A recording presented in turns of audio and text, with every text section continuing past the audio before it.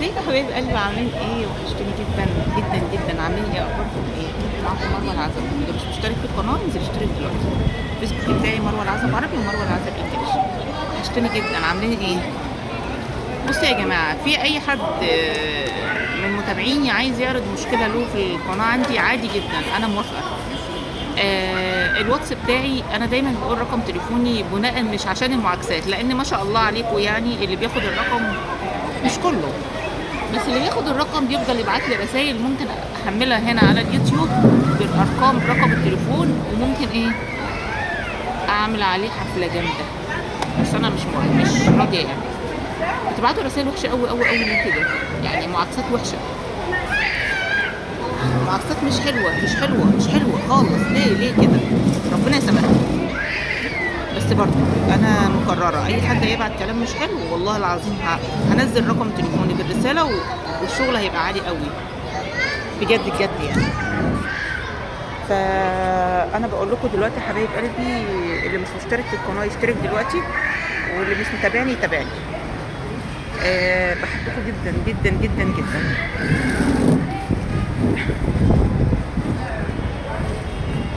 الفيسبوك بتاعي يا جماعه برضو اللي هو بالعربي بالانجلش، مروه العزب بالعربي ومروه العزب بالانجلش. اي حد عايز يبعت رسائل مشاكل عنده او حاجه، اوكي.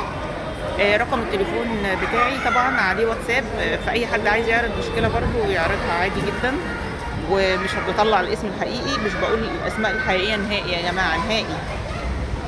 ده حاجه بقى انتوا يعني ايه اكيد واثقين فيا يعني فيه.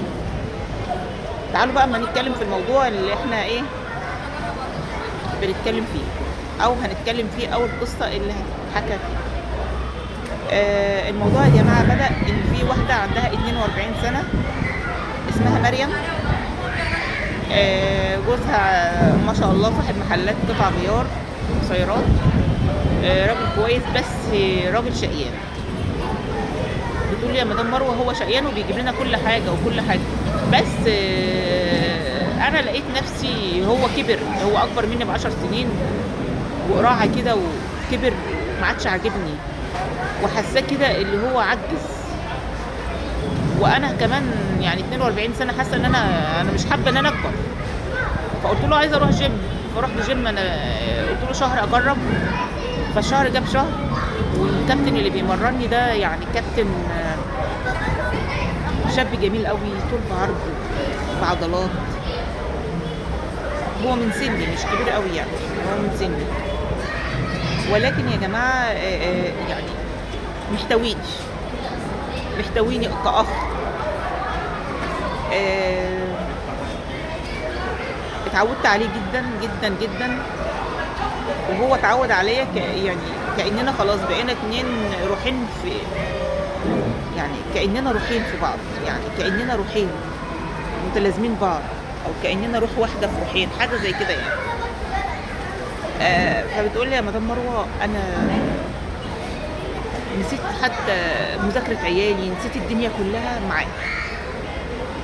والتاني مش حاسس بأي تغيير، لأن التاني أصلا ما كده كده ما بيلمسنيش، فمش حاسس بأي تغيير. أقول له خسيت شوية، طب إيه رأيك؟ طب مش عارفة إيه. طبعا الكابتن اللي بيمرني طبعا عارف إن أنا خسيت كيلو، خسيت 2 كيلو، خسيت 3 كيلو كده يعني، فعارف.